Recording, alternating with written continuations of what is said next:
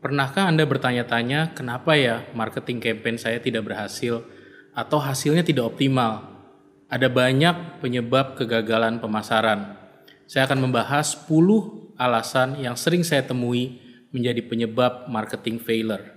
Saya Iwan Setiawan dan ini adalah analisis.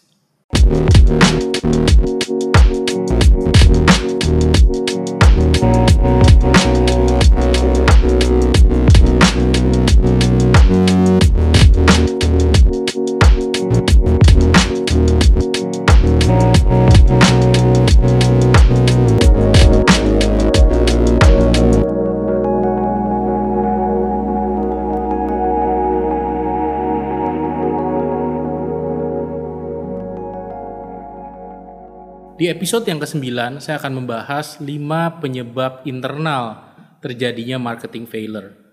Karena internal, ini disebabkan adanya konflik yang terjadi di dalam organisasi perusahaan itu sendiri, bukan karena faktor eksternal. Sedangkan di episode berikutnya, saya akan membahas faktor-faktor kegagalan yang sifatnya eksternal. Mari kita simak faktor-faktor tersebut. Penyebab pertama kegagalan pemasaran adalah generation gap.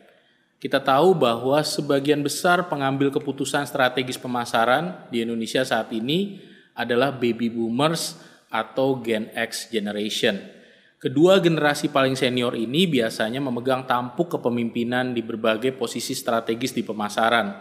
Entah mereka adalah CEO, direktur pemasaran, atau senior manager di bagian pemasaran. Mereka-mereka inilah yang memegang kendali dari apa saja aspek strategis yang harus dijalankan oleh perusahaan. Sedangkan bawahan-bawahannya, tim-tim yang bekerja di bawah mereka, itu cenderung anak-anak muda. Biasanya kombinasi antara Gen Y dan Gen Z, antara milenial dan centennial. Dua generasi ini adalah generasi yang mulai merintis karir mereka dalam perusahaan dan sebagian sudah sampai pada middle management level.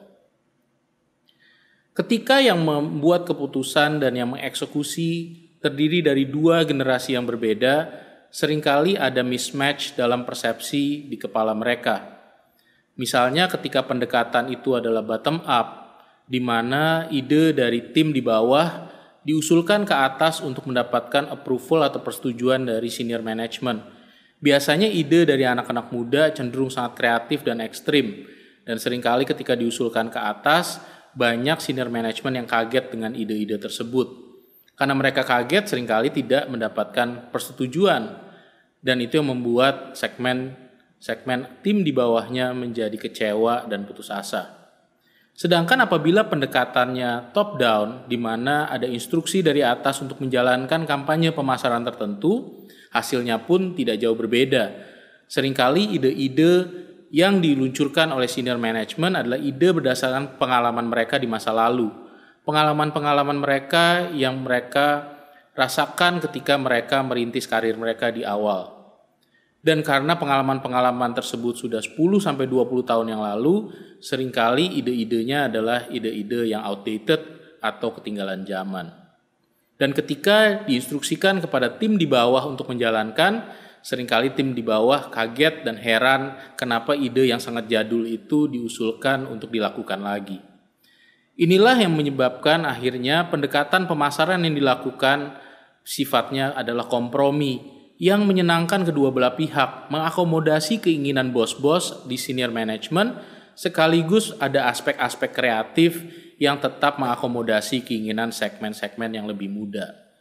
Sehingga karena pendekatannya cenderung kompromi, hasil yang dihasilkan dari kampanye tersebut biasanya tidak optimal sama sekali. Inilah penyebab pertama kegagalan di pemasaran. Penyebab kedua adalah adanya konflik antara marketing dan sales. Marketing kita tahu adalah sebuah pendekatan yang fokus pada pembangunan merek dalam jangka panjang, sedangkan sales fokus pada penjualan dalam jangka pendek. Karena perbedaan pola pikir inilah, maka banyak terjadi konflik di antara keduanya.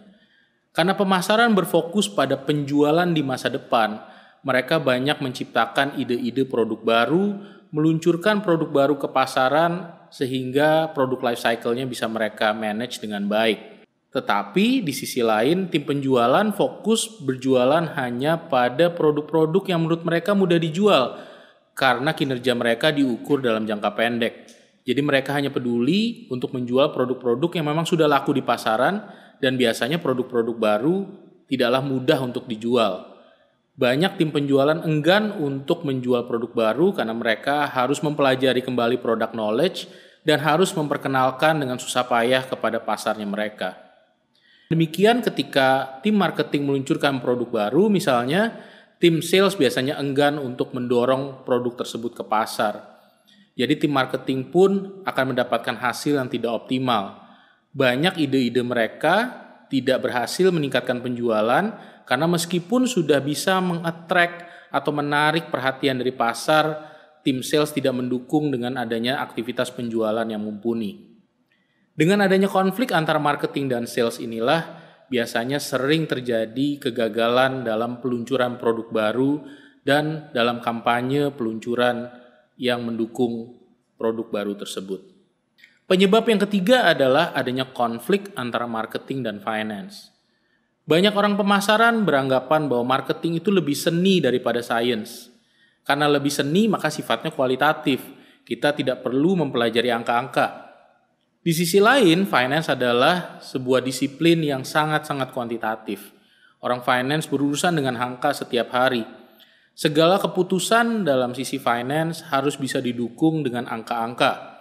Mereka harus bisa mendapatkan bukti-bukti untuk bisa mengeluarkan spending tertentu. Sehingga ketika orang pemasaran mencari budget atau anggaran pemasaran dan mengusulkan kepada tim finance untuk mendapatkan persetujuan, biasanya tim finance meminta apa bukti bahwa aktivitas pemasaran ini bisa menghasilkan sesuatu secara finansial. Tim marketing karena fokus pada hal-hal yang kualitatif biasanya kesulitan untuk menjawab pertanyaan finance tersebut.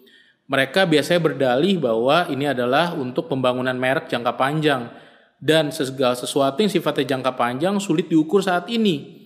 Dan mereka bilang bahwa yang kita bangun bukanlah aktivitas yang menghasilkan langsung impact ke penjualan secara finansial, tapi fokus pada sifatnya abstrak seperti brand equity.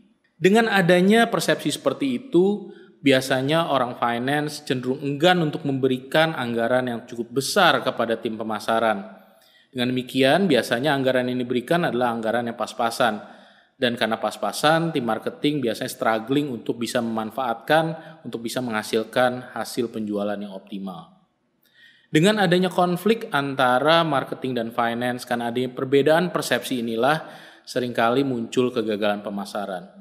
Orang pemasaran harus belajar finance, sedangkan orang finance harus memang bisa memahami apa yang ada di kepalanya orang pemasaran, agar konflik ini bisa menghilang dari perusahaan.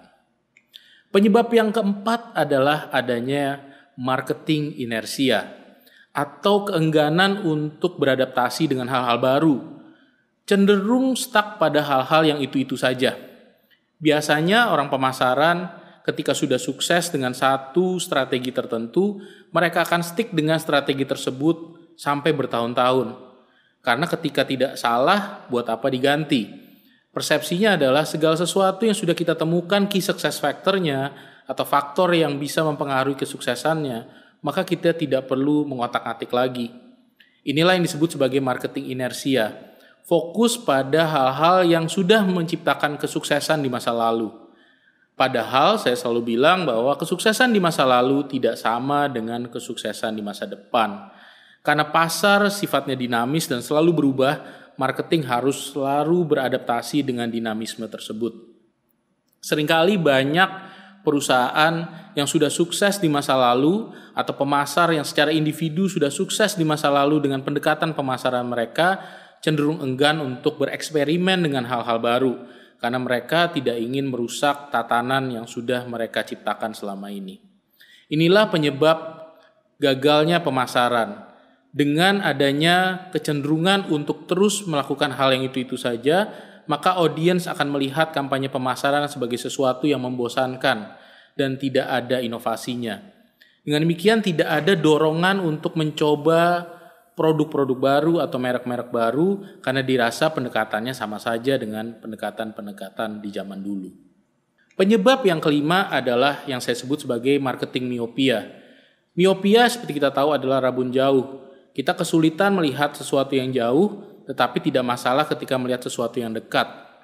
Marketing miopia artinya banyak perusahaan atau pemasar fokus hanya pada sesuatu yang terlihat di depan mata mereka secara jelas, sesuatu yang sifatnya jangka pendek dan bisa diprediksi dengan mudah. Tetapi mereka cenderung sulit untuk melihat segala sesuatu yang ada jauh di depan, yang sifatnya bertahun-tahun mendatang yang belum bisa mereka prediksi. Sehingga banyak perusahaan yang fokus pada produk apa yang harus dijual dalam jangka pendek. Mereka fokus pada memilih produk portfolio yang paling optimal untuk menghasilkan penjualan yang paling efektif, tentunya di jangka pendek.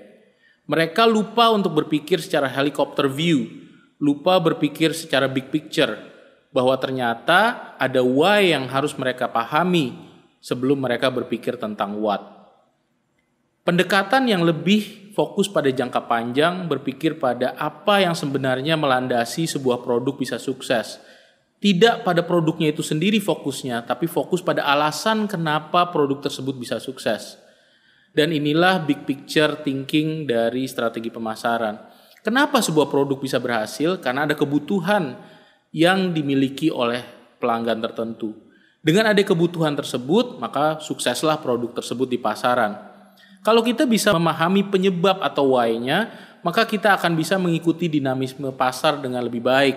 Kita akan tahu bahwa produk ini mungkin tidak bisa jangka panjang kesuksesannya. Mungkin harus diganti dengan produk baru, karena kebutuhannya tetap sama, tetapi cara untuk melayani kebutuhan tersebut mungkin akan berbeda di masa depan. Sehingga marketing miopia yang sifatnya fokus pada what dan bukan why menjadi penyebab kegagalan dalam strategi pemasaran. Apabila ingin menghindari kesalahan-kesalahan ini, maka perusahaan harus memulai berpikir secara why dan bukan berpikir secara what. Inilah 5 alasan kenapa pemasaran gagal dan sumber dari penyebab-penyebab ini datangnya dari internal organisasi. Dalam episode berikutnya, saya akan membahas penyebab-penyebab kegagalan pemasaran dari sisi eksternal. Nantikan di episode yang ke-10. Apabila Anda belajar banyak dari analisis, tolong subscribe, like, dan share konten yang kami create ini. Dan apabila ada pertanyaan yang ingin saya bahas di analisis, silakan tanyakan di kolom komentar.